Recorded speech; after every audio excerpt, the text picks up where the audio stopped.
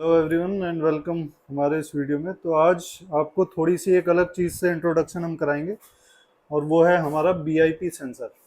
VIP sensor का slot हमने हमारी मशीन में ऑलरेडी दे रखा है और ये हमारा बीआईपी सेंसर यहाँ पे लगा हुआ है। बीआईपी सेंसर का जो काम है वो बेसिकली ये है कि यहाँ पे जब इंजेक्टर को वोल्टेज की सप्लाई या पल्स की सप्लाई होगी तो सप्लाई होने के कितने सेकंड बाद जो है इंजेक्टर फायर करेगा, क्योंकि पल्स जो है वो खुद भी एक टाइम होता है कि इतने टाइम तक जो है वोल्टेज इसके अंदर रहेगा इंजेक्टर में। तो उस दौरान कितनी जल्दी यहाँ फायर हो रहा है, जितनी जल्दी फायर होगा उतना बेटर रहता है परफॉर्मेंस में। अगर लेट फायर कर रहा है तो नॉकिंग हमेशा बनी रहेगी। तो ये जो है हम चेक करेंगे। ये हमारे पास हमारा सिस्टम लगा हुआ है, ये हमारे पास हमारा मॉनिटर है और ये फ्लो मीटर है जो इंजेक्टर की रीडिंग को जो है नापेगा।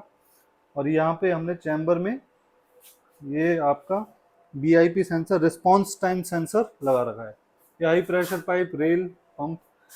तो चलो इसको स्टार्ट करके फिर करो करो बंद। i20 का इंजेक्टर है ये। आरपीएम हम लेंगे अकॉर्डिंग टू रीडिंग।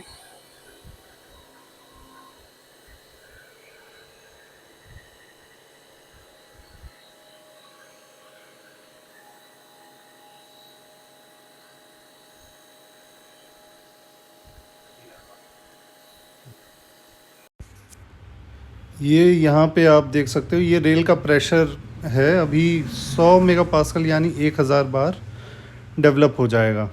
ये यहाँ पे ग्रीन हो गया यानी प्रेशर हमारा पूरा हो गया और प्रेशर बनते ही जो है इंजेक्टर फायर करना चालू कर देता है। यहाँ पे ये रिस्पांस टाइम सेंसर की रीडिंग भी आने लग गई है।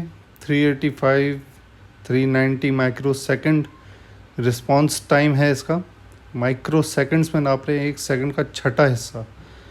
ये पल्स है 1000 माइक्रो सेकेंड और रिस्पांस टाइम है 380 385 के अराउंड। रीडिंग आ गई वार्म की रीडिंग ख़त्म हो गई। अब यहाँ पे हमारे पास लीक टेस्ट हो गया। तो वार्म जो रीडिंग है वो इसलिए होती है बेसिकली कि हमारा फ्लो मीटर जो है वो डीजल से भर जाए अच्छे से, ताकि बाकी की जो रीडिंग्स है उसमें ज़्यादा डिले ना हो, उसमें एयर ना रहे उस समय। तो एयर वेयर जितनी भी वो सारी निकल जाती है वार्म में। अभी लीक टेस्ट चल रहा है। लीक टेस्ट इंजेक्टर की बैक लीक देखने के लिए नापा जाता है।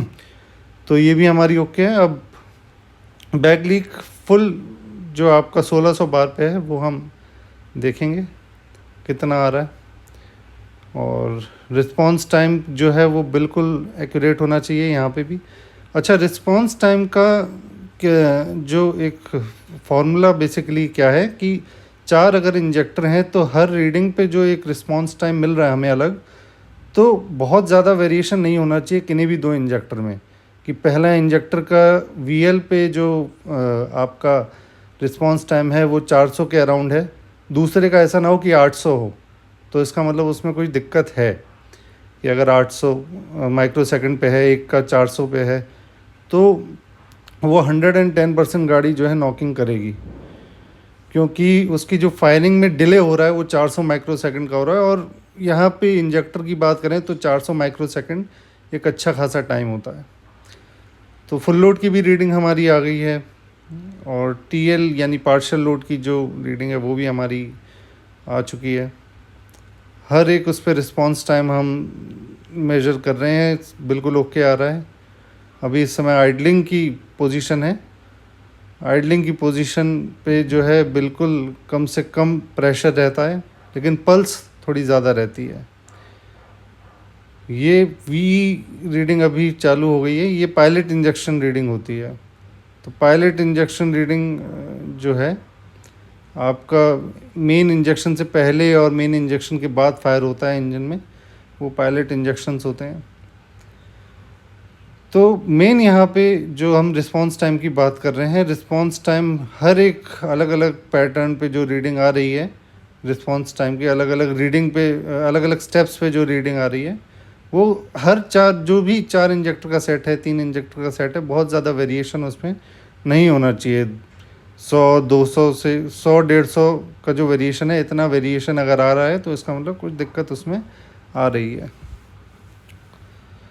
तो इस तरीके से जो है हम रिस्पांस टाइम को यहाँ पे मेजर कर सकते हैं। और ये हमारा बिल्कुल ओके की रिपोर्ट आई है। मास्टर इंजेक्टर है हमारा i20 का, और ये हमारी यहाँ पे रिपोर्ट भी इस तरीके से जनरेट हो जाती है। तो आई होप आपको इस वीडियो से रिस्पांस टाइम के बारे में कुछ सीखने को मिला होगा। Thank you.